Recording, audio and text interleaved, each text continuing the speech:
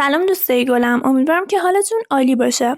من دارم خودم رو برای امتحان آیلس آماده میکنم و میخوام هر کتابی رو که میخونم و مطالبش رو یاد میگیرم با شما به اشتراک بذارم که همزمان رو با هم بتونیم پیشرفت خوبی داشته باشیم. اگه پایه هستید استارت کار رو بزنیم و با هم همراه شیم. قبل از شروع درس لطفاً چنلم رو سابسکرایب کنید و برای حمایت از من لایک کنید و نظر و پیشنهادتون رو واسم تو کامنت بنویسید و زنگوله نوتیفیکیشن رو حالت آل قرار بدید تا هر وقت درسی رو تمام و بارگذاری کردم مطلع بشید تا با هم هماهنگ باشیم. خب من میخوام کتاب Vocabulary For Ielts رو شروع بکنم که یکی از بهترین کتابای موجود جهت گسترش دایره لغات به شمار میره. اگه آماده اید شروع بکنیم. مبحث اولمون در مورد growing up به معنی بزرگ شدن یا رشد کردن هستش. Relationships, families and early learning. Relationships که به معنی روابط، families که خانواده میشه و early learning به معنی یادگیری در سالهای اولیه زندگی. تمرین 1.1 بهمون 4 تا موضوع داده و ازمون خواسته که راجع به همین موضوع ما با کدوم یکی از این گزینه‌های A و B و C مشورت میکنیم. مثلا study problem اصولا با تیچر ما مشورت میکنیم. Your favorite music موزیک مورد علاقه با دوستان Your friends. Buying something expensive با خانواده مشورت میکنیم. Number 4 The last film or movie you saw آخرین فیلمی که دیدی. مووی میشه امریکن، فیلم میشه بریتیش. خب اینم قاعدتاً با دوستا. خب تمرین 1.2 4 نفر راجع به 4 تا تاپیک مختلف دارن صحبت میکنن. اون 4 تا تاپیک بالا بودش. ازمون میخواد که آدیو رو گوش بدیم و طبق اون 4 تا تاپیک بالا شماره هاشو توی این جدول بزنیم که کدوم موضوع راجع به کدوم شماره است و همچنین ازمون میخواد که هر کدوم از این موضوعات مربوط به کی میشه، یعنی با چه کسی مطرح شده، با چه کسی راجبش صحبت میشه. ازمون هم میخواد که لغت‌هایی که بهمون کمک میکنه که تشخیص بدیم و بنویسیم. Speaker A. On Mondays at school, a group of us always talk about whatever movies we saw at the weekend. On Saturdays, I often get together with my classmates and we see all the latest releases together. I can't remember the last time I saw a film with my parents. We just don't have much in common anymore. Speaker B. My parents are both teachers, so you'd imagine I'd have no trouble at all academically. When I was little, it was great because we had a really great relationship. But nowadays, all we seem to do is argue, and that causes a lot of conflict between us. So I don't really feel I can go to them for help. My friends aren't much help either, as they've all got the same problem. Thank goodness I get on really well with my tutor at university. She's very approachable, and if I'm struggling with an assignment, I find her advice really helps me. Speaker C. My parents are quite old, so I feel as though they are out of touch with the modern world. They don't seem to have any idea of what things cost. I'm hoping to get a car in the next few months, but I'll be taking my older brother along to help. We used to fight a lot when we were growing up, but there's a really close bond between us now. He's already had a few cars, so I'm sure he'll be a great help. Speaker D. I play the violin and the piano, and my granddad is a great cello player. A lot of my friends at school listen to all the popular bands and singers, but my tastes are totally different. I prefer classical music and they just don't understand it at all. Luckily, Granddad shares my tastes, so we often buy CDs and talk about them together. خب حالا که صحبت‌های 4 تا اسپیکر رو شنیدیم، من معنی و سینونیم چند تا از کلمات رو بگم بهتون. Approachable به معنی reachable، friendly به معنی نزدیک شدن، یعنی کسی که میشه بهش نزدیک شد. Struggle به معنی to try extremely hard to achieve something even though it's very difficult. به معنی تلاش کردن، تقلا و verb هستش. Assignment همون homework میشه. Out of touch به معنی بیخبر، بی اطلاع، unaware. bond the emotional connection between people or places. bond به معنی تای هم میشه. ارتباط عمیق احساسی داشتن. خب حالا تمرین جدول انجام میدیم. اسپیکر A تاپیکش میشه for، لغاتی که به ما کمک کردن که خودش نوشته movies, latest releases. person or people they would talk to میشه classmates. اسپیکر بعدی یعنی اسپیکر B تاپیکش هم میشه number 1 و لغتایی که به همون کمک کردن academically و struggling with an assignment. فردی که باهاش صحبت میشه tutor یا همون معلمش. اسپیکر C موضوعش میشه number 3 لغتی هم که بهمون کمک کردن get a car, cost و کسی هم که باهاش صحبت میشه برادرش بود پس میشه brother. اسپیکر D تاپیکش میشه to کلماتی هم که به ما کمک میکنن violin, piano, cello, popular bands, singers, classical music و فردی که راجع به این موضوع باش صحبت میکنه کی بود؟ پدر بزرگش یا همون granddad. حالا تمرین 1.3 به همون 4 تا تکست داده و ازمون میخواد اسپیکری که به شماره 1 تا 4 مربوطه رو جلوی این تکست ها بزنیم. Number 1. The relationship between my brother and me is very close. رابطه من و برادرم بسیار نزدیکه. مربوط به اسپیکر سوم میشه یعنی C. Number 2. I have a lot more in common with my friends than with my family. من تفاهم بیشتری رو با دوستام دارم تا با خانوادم. اولین مورد یعنی A. Number 3. I have established a close connection with an older member of my family. Establish به معنی build ساختن، develop توسعه دادن. یعنی با مسن‌ترین عضو خانوادم یه رابطه بسیار نزدیک رو ساختم. میشه آخری یعنی D. Number 4. The relationship between my parents and me has broken down. دومین مورد B. روابط بین من و پدر مادرم داغونه.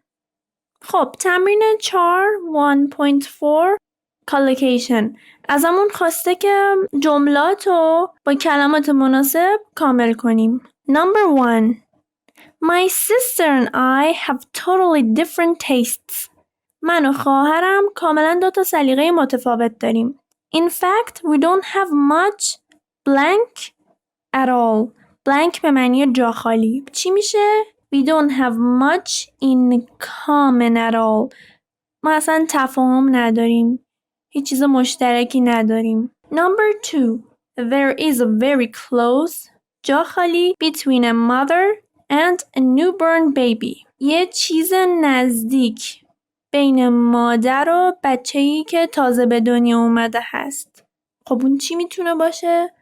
bond connection. There is a very close connection or bond between a mother and a newborn baby. Number 3. It's important to این مهمه که blank a good working relationship یه رابطه خوب کاری جا خالی your work colleagues. colleagues به معنی coworker یا همون همکار. جا خالی ها میشه چی؟ establish و develop with. یعنی چجوری؟ It's important to establish a good working relationship, develop with your work colleagues. این mehme که یه رابطه خوب کاری رو بسازیم و با همکارمون توسعه‌اش بدیم. Number 4. A relationship can easily جای خالی if you don't work at it. یه رابطه میتونه به راحتی جای خالی اگه روش کار نکنیم. براش تلاش نکنیم، زحمت نکشیم. میتونه به راحتی نابود شه دیگه. پس میشه break down. Number 5. I really admire the relationship جای خالی my mother and my grandmother. من رابطه جای خالی مادر و مادر بزرگم رو تحسین میکنم. بعد اینجا چی قرار بگیره؟ بین. من رابطه بین مادر و مادر بزرگم رو تحسین میکنم. پس میشه between my mother and my grandmother. Number 6. There can be a lot of جای خالی between teenagers and their parents. میتونه بین نوجوانها و پدر مادرشون چه چیزی به صورت زیاد وجود داشته باشه؟ دعوا، اختلاف نظر. Conflict. There can be a lot of conflict between teenagers and their parents. قسمت سمت راست Vocabulary Note میخواد راجع به پسوند hood صحبت بکنه. به این کلمات توجه کنید. Adulthood, brotherhood, fatherhood. این هودی که میگیره به یک مرحله از زندگی یا به حالتی از اون اشاره میکنه. مثلا child یعنی بچه. childhood یعنی دوران بچگی. brother میشه برادر. وقتی هود بهش میچسبه به حالتی از برادر اشاره میکنه که همون برادری میشه. fatherhood پدری. میریم صفحه بعد قسمت ریدینگ رو میخونیم. Study links early friendships with high quality sibling relationships. Early friendships یعنی چی؟ A friend that a person had when both of them were children. A friend since childhood. Childhood friends. یعنی دوستی های قدیمی. لینک هم اینجا به معنی مربوط شدن، کانکت شدن و های کوالیتی هم که کیفیت بالا. سیبلینگ هم میشه sister or brother. مطالعات دوستی های قدیمی رو با روابط خواهر برادری خوب یا با کیفیت بالا رو به هم لینک میکنه یا ارتباط میده. یعنی چی؟ یعنی داشتن دوستی های خوب قبل از به دنیا اومدن خواهر یا برادر با روابط خوب خواهر برادری ارتباط داره. Children who experience a rewarding friendship before the birth of a sibling are likely to have a better relationship with that brother or sister. Rewarding friendship به چه معنیه؟ Rewarding به معنی worthwhile یا همون با ارزش. یعنی چی؟ دوستی های با ارزش. یعنی وقتی بچه ها دوستی های با ارزش رو تجربه میکنن قبل به دنیا اومدن خواهر یا برادر are likely یعنی possibly یا probably. به چه معنی؟ یعنی محتمل، احتمالاً. To have a better relationship with that brother or sister. محتمله که با اون خواهر یا برادر رابطه بهتری خب پیدا میکنن. That endures throughout their childhood. Endures به معنی remain یا stay. Remain, stay. حتی معنی tolerate هم میتونه اینجا بده. به معنی تحمل کردن. ولی من فکر میکنم اینجا بیشتر به معنی باقی ماندن، دوام آوردن باشه. Throughout هم که میشه سراسر. That endures throughout their childhood.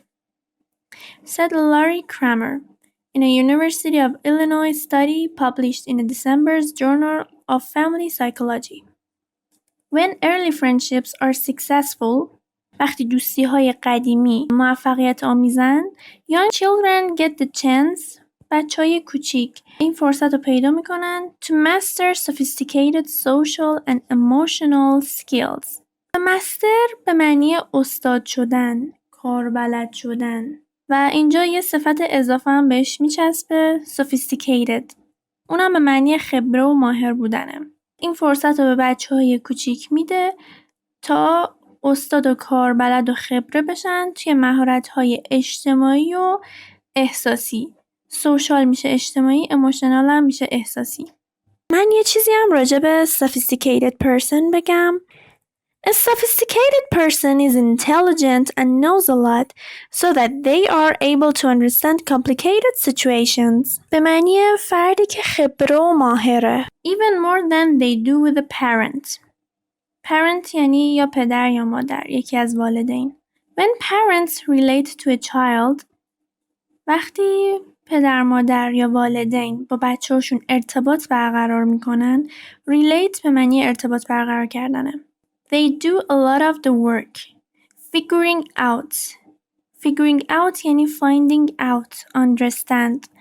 به معنی فهمیدن. Figuring out what the child needs and then accommodating those needs. Accommodating به معنی اسکان دادن یا جا دادنه. ولی خب اینجا قطعا این معنی رو نمیده. چون needs اومده پس میشه برآورده کردن آن نیاز. Says Kramer. However, this is not usually the case when two children are interacting. هرچند معمولاً مسئله چنین نیست وقتی دو تا بچه با هم ارتباط برقرار میکنن. The research showed that the benefits of early friends are long-lasting. Research به معنی مطالعات. Showed نشون دادن. Benefits به معنی advantage یا همون مزیت، سود. Early friends مزیت و سوده. دوستی های قدیمی are long-lasting. Long-lasting یعنی چی؟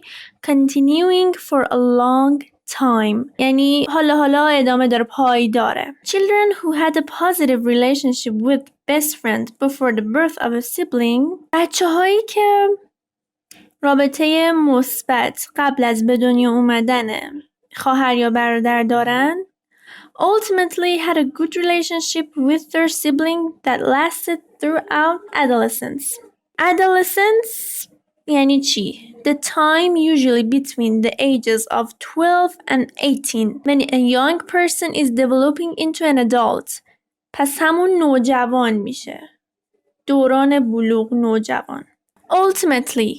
Ultimately یعنی eventually, finally. در نهایتاً had a good relationship with their sibling.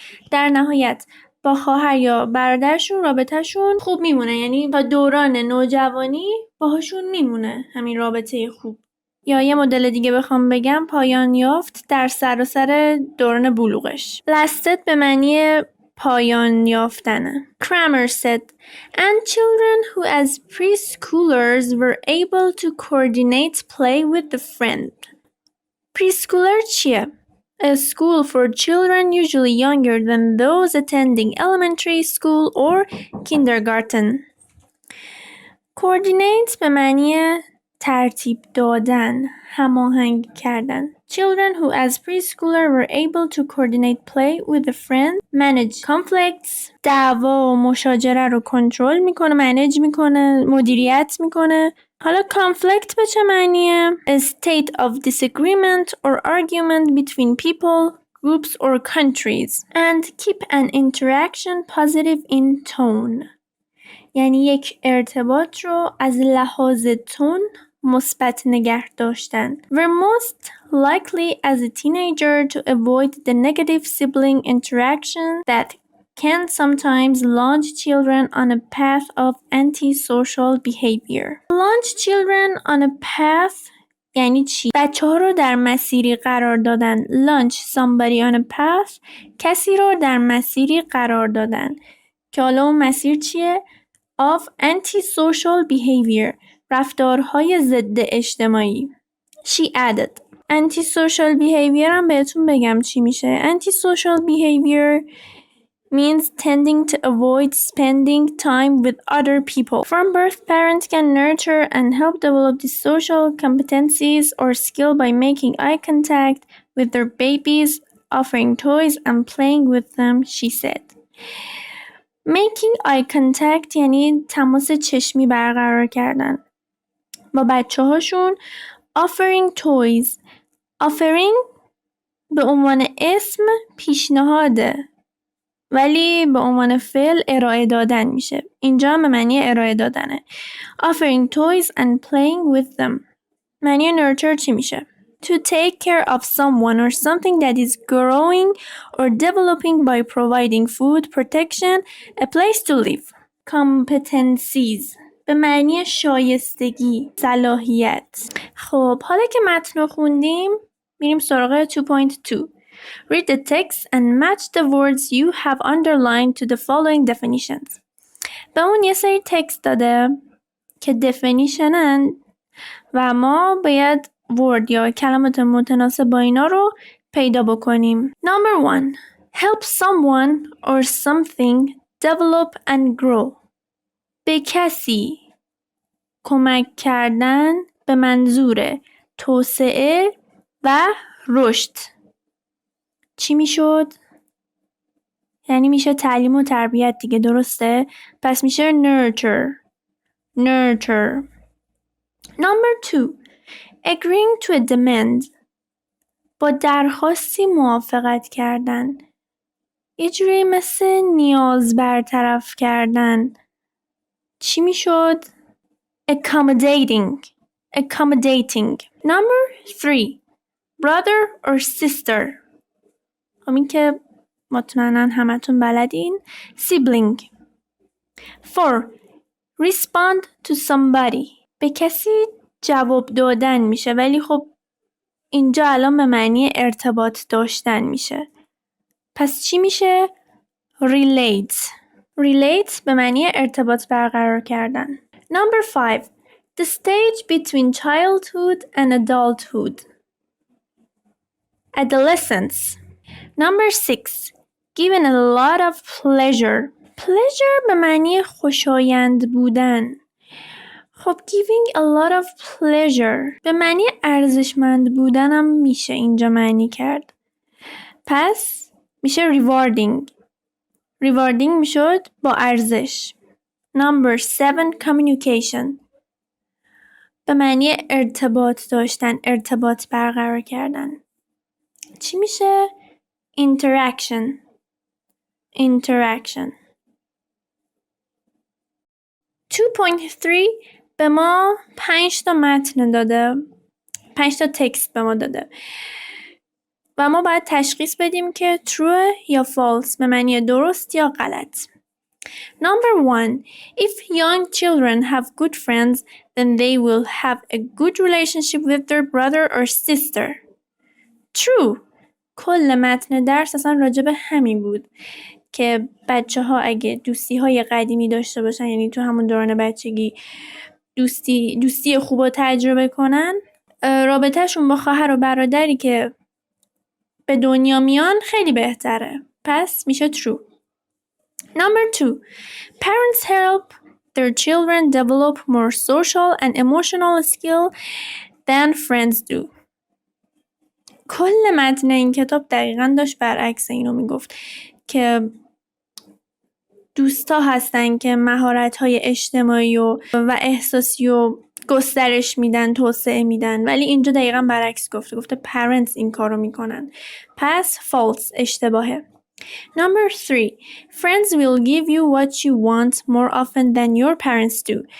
دوستا میتونن هر چیزی که اون بچه میخواد و بهش بدن و این کاملا اشتباهه، چون توی متن درس اومد که parents این کارو میکنن. By offering toys to a child یه جاش گفته بود بهش اسباب بازی میدن.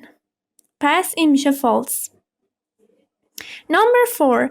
Teenagers who fight with their brother or sister may behave in a way that is socially unacceptable. نوجوانایی که با خواهر و برادرشون دعوا میکنن از لحاظ اجتماعی غیر قابل پذیرشن. خب یه چیز واضحیه. True. درسته این. Number 5. If parents play with their children more, then they will learn how to be more sociable. اگه والدین با بچه هاشون بیشتر بازی بکنن، بچه ها مهارت های اجتماعی رو بیشتر و بهتر یاد میگیرن. خب کاملا درسته. True. به ووکبلری نوت این صفحه توجه کنید. ما 2 تا پیشوند داریم. یکی کو و یکی اینتر. وقتی کو میاد مثل کوریلیشن، 2 تا چیز با هم ادغام میشه وقتی کو میاد. کوریلیشن یعنی همبستگی و اما اینترلیتد به معنی وابستگی. اینتر یعنی ارتباط بین 2 تا چیز. اینترسیتی، بین شهری. تمرین 2.4. خب توی این باکس سبز بهمون یه سری لغت داده و ازمون خواسته که کلمه درست رو توی جای خالی قرار بدیم. Number 1. The wolf is a member of a dog. جای خالی. گرگ عضو چیه سگه؟ خانواده. پس میشه family. The wolf is a member of a dog family. Number 2. The company decided to. شرکت تصمیم گرفت که جای خالی A new approach to staff recruitment. Approach میشه شیوه، روش. Recruitment به معنی something wanted or needed میشه، ولی اینجا به معنی employment یا همون استخدام.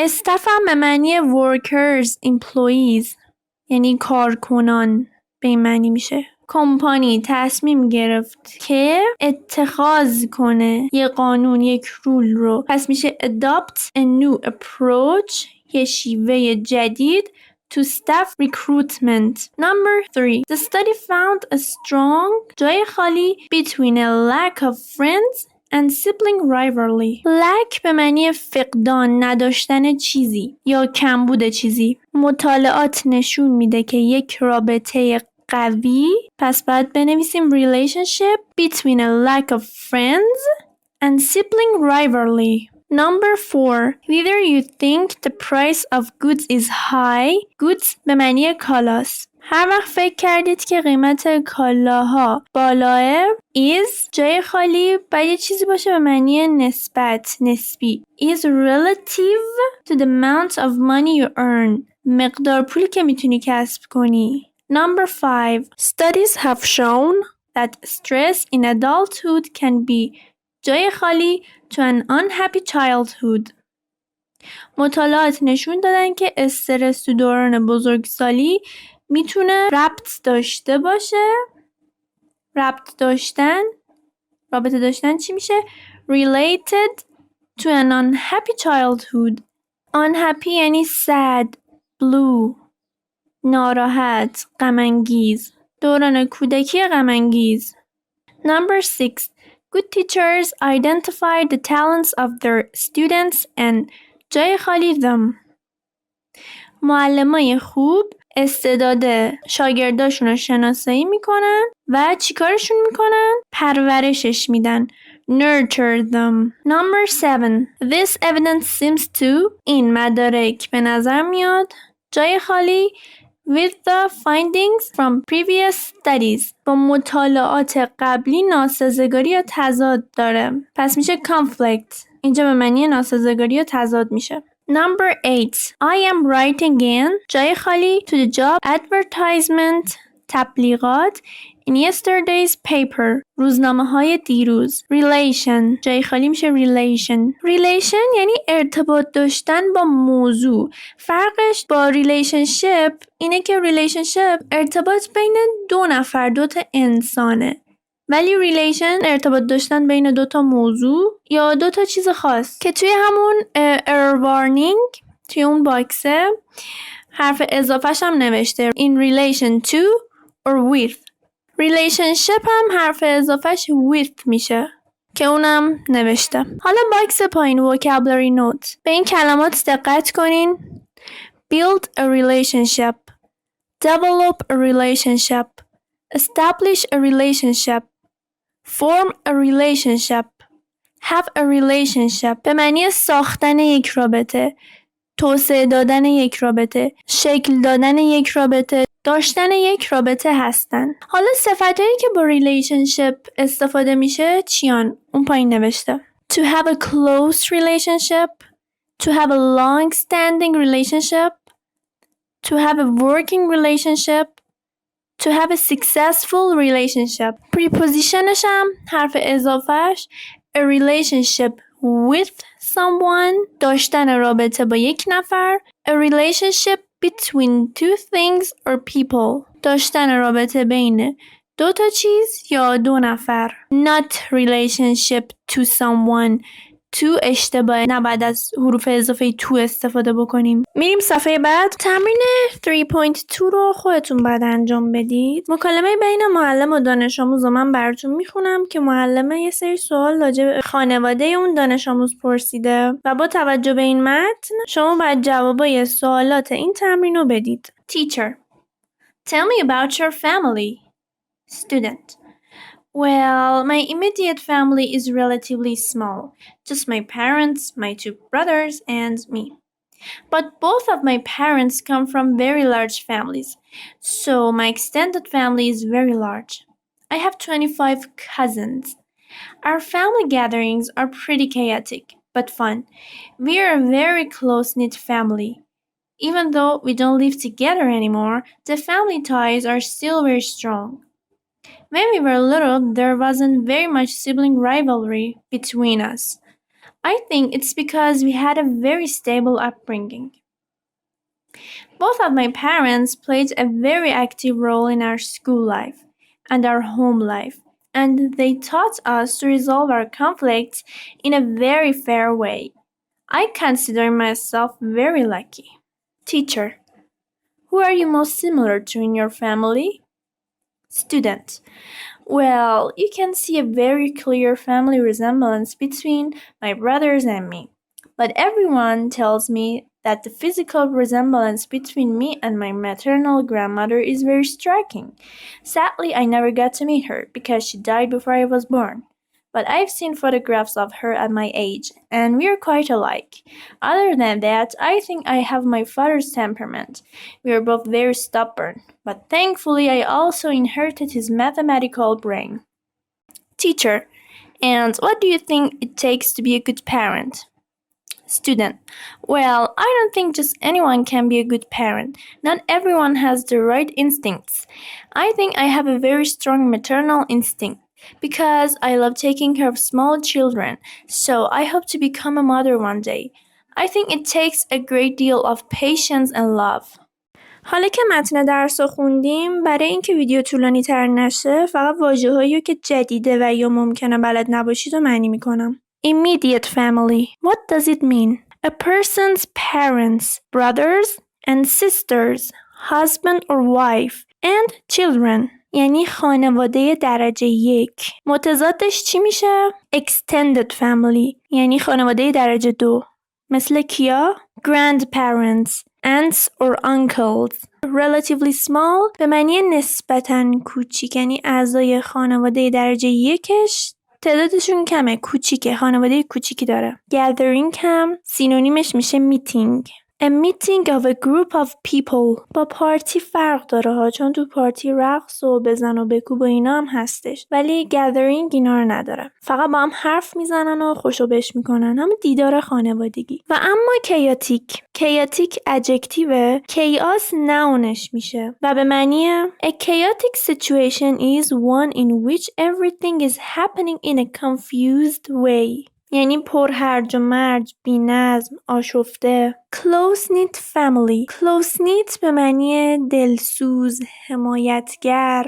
Everybody is caring and supportive. یعنی همه هوای همدیگر رو دارن. And the bond or tie is strong. و اما rivalry سینونیمش میشه competition به معنی رقابت. خب upbringing یعنی چی؟ The way that your parents care for you and teach you to behave when you are growing up. یعنی تربیت و تعلیم و پرورش اون بچه. خب اونجا که نوشته stable upbringing به معنی ثبات تربیتی یعنی چی؟ یعنی پرورش یافتن در خانه‌ای پرمهر و پایدار، به دور از جنگ و دعوا، تربیت صحیح. خب پایین‌تر نوشته to play an active role. این خیلی مهمه. play a role به معنی نقش داشتن، active هم که به معنی فعال. میگه که پدر مادرش نقش فعالی رو تو زندگیش داشتن، نقش مهم و فعالی رو تو زندگیش داشتن، چه تو مدرسه چه تو خانه. پایین‌ترش نوشته and they taught us to resolve our conflicts in a very fair way. و به ما یاد دادن که مشکلاتمون رو حل کنیم. resolve یعنی حل کردن.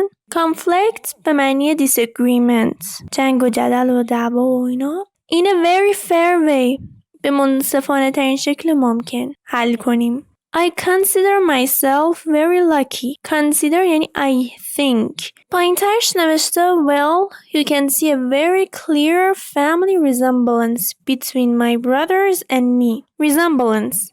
What does it mean? If there is a resemblance between two people or things, they are similar, especially in the way they look. Similarity یعنی شباهت، تشابه، همانندی، یعنی شبیه برادراشه. Maternal grandmother. Maternal grandmother یعنی چی؟ یعنی مادر بزرگ طرف مادری، یعنی مادر مادرش. حالا اگه میخواست بگه مادر بزرگ طرف پدری چی باید میگفت؟ paternal grandmother. یا مثلا انت و آنکل، انت یعنی عمه، خاله، آنکل هم یعنی عمو، دایی. اگه مثلا بخوایم مشخص بکنیم که راجع به کدوم داریم صحبت میکنیم، خاله یا عمه، میتونیم بگیم paternal aunt. این میشه عمه. ولی انت خالی بگی هر جفتش میشه، یعنی مشخص نیستش که راجع به کدوم داری صحبت میکنی. striking یعنی it's so clear clear خیلی تابلوه. شباهتت به مامان بزرگت خیلی تابلوه. پایین‌تر نوشته I have my father's temperament. temperament یعنی خلق و خو. اخلاقیات و خلق و خوی پدرشو اینم داره. temperament your nature or character. و اینجا میگه که we are both very stubborn. stubborn یعنی لجباز. To insist on your idea or what you want. Or a person who doesn't give in. لجباز. چقدر کنار اومدن با همچین آدمایی سخته. بعد نوشته که I also inherited his mathematical brain. mathematical brain یعنی ذهن ریاضی. مغز ریاضیش قویه. inherited یعنی چی؟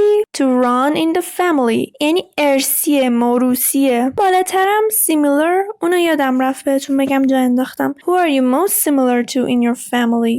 Similar یعنی to have a lot in common with somebody یا alike شبیه بودن. خب حالا instinct میشه غریزه. خب تمرین بعد 3.1 compound nouns. خب توی این دوتا باکس سبز باکس A و B به اون یه سری لغت داده و از ما خواسته که اینا رو با هم مچ کنیم. یعنی دوتا کلمه رو کنار هم بذاریم و معنی دارش کنیم. یعنی لغتی میشه که معنی داره. از یه سری لغت ها ممکنه چند بار استفاده بکنیم. شروع میکنیم. active role, family gathering, maternal instinct, sibling rivalry, stable upbringing, extended family, physical resemblance, striking resemblance, family resemblance, immediate family. تمرین 3.3 گفته که به آدیو گوش بدید که من خودم خوندم. Match these definitions. یعنی ما یه سری لغت توی آدیو میشنویم توی لیسنینگ که باید با اینا مچشون کنیم. Number 1 caring and supportive. کسی که دلسوزه، حمایت کننده است. چی میشه؟ close knit. Number 2 the emotional connection between people or places. یه رابطه احساسی بین افراد یا مکانها. tie, bond. Number 3 similar. مشابه. alike. Number 4 your nature or character. کاراکترت یا ذاتت. چی میشد؟ temperament. Number 5 determined to an unreasonable degree. determined به معنی مصمم. to an unreasonable degree. stubborn به معنی لجباز. Number 6 handed down through a family. It goes from one person to another person. موروثی، ارثی. پس میشه inherited. چون handed ایدی داده ما می نویسیم inherited. خب رسیدیم به لیسنینگ صفحه 11. من به جای آدیو متن لیسنینگ رو میخونم. همزمان باهاش چیزایی هم که این فرم ازمون خواسته رو با هم می نویسیم. فقط قبلش من یه چیزی بگم. ما یه ساین پست داریم، یه کیورد داریم. ساین پست به لغتایی میگن که دقیقاً از زبان اسپیکر ما میشنویم و عیناً همونو وارد فرممون میکنیم. ولی کیورد اینطوری نیست. خود لغت رو نمیشنویم. سینونیمش یا تعریفش رو میشنویم. یعنی در واقع کلماتی هستن که به ما نشون میدن توی این متن یا جمله بعد دنبال چی بگردیم. خیلی خوب شروع میکنیم. Listen and complete the form. You will hear the director of a child care center talking to the parents of a new child. Director به معنی سرپرست، رئیس یا مدیره. Good morning. My name is Bob Ferguson and I'm the director of Ascot Child Care Center. Good morning. I'm Sally Ann Cullen. I made an appointment to enroll my daughter. Enroll به معنی ثبت نام کردن. To officially arrange to join a school, university or course. That's right.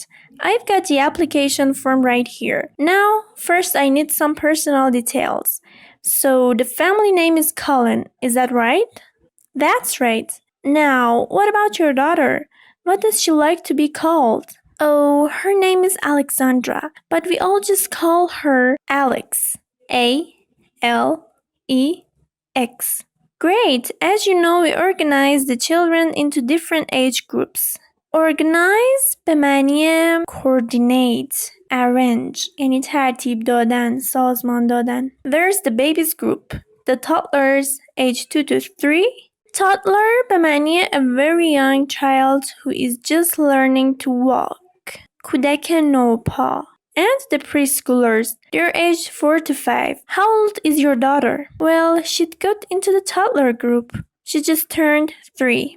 And we always like to make a note of our children's birthdays so we can celebrate it all together if they are at a center on that day. When was she born? The 8th of November. Fine, and we also find it's a great help to know about siblings. Sometimes a problem at a center can be related to problems with the sibling. Does she have any brothers or sisters?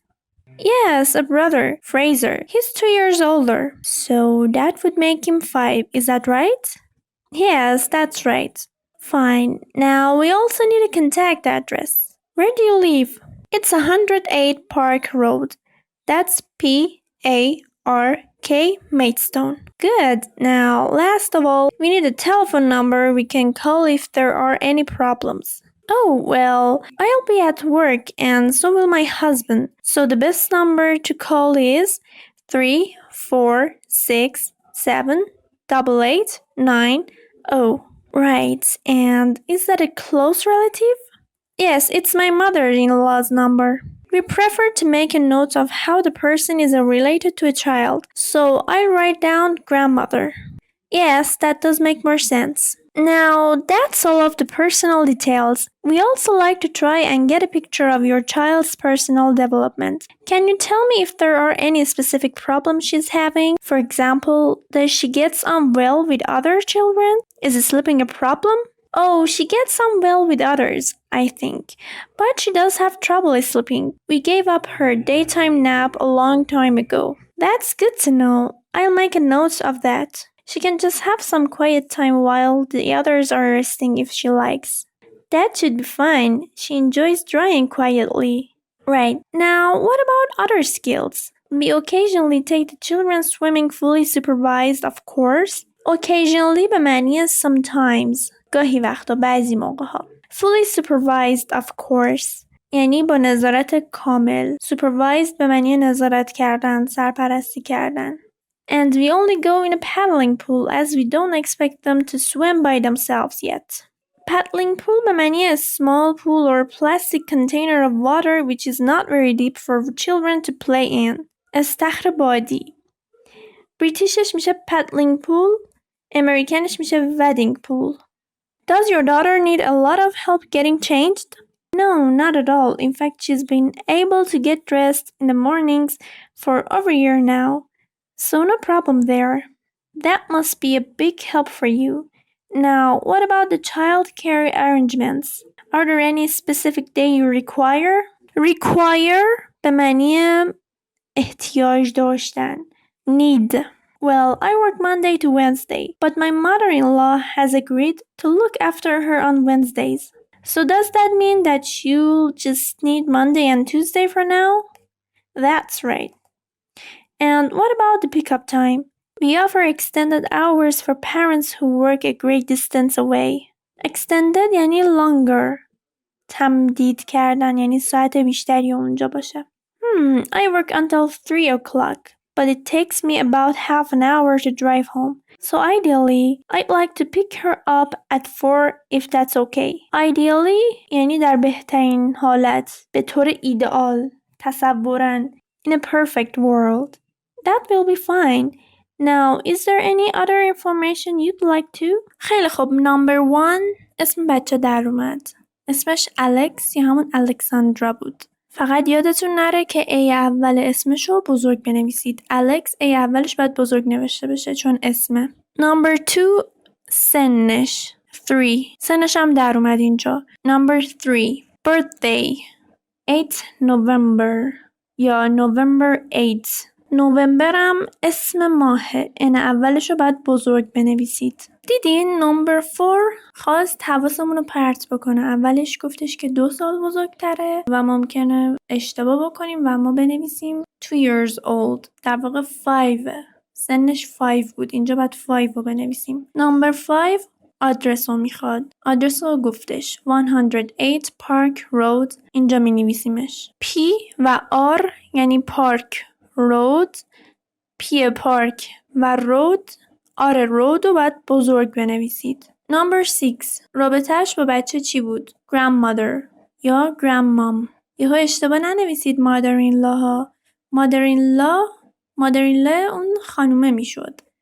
در واقع مادر بزرگ این بچه میشه، پس میشه grandmother. difficultyش چیه؟ که گفتش falling asleep یا همون sleeping. خب اینجا هم میپرسه که قادر به چه کاریه به تنهایی خودش انجام بده، که اونم گفتش که خودش میتونه لباسشو بپوشه. get dressed یا dress خالی هم بنویسید اوکیه. dress به عنوان verb که اینجا میشه dress herself که کاملا درسته. days required چه روزایی بود؟ Monday and Tuesday. pick up time چه ساعتی مادر میاد دنبال بچهش؟ 4 o'clock یا 4 p.m.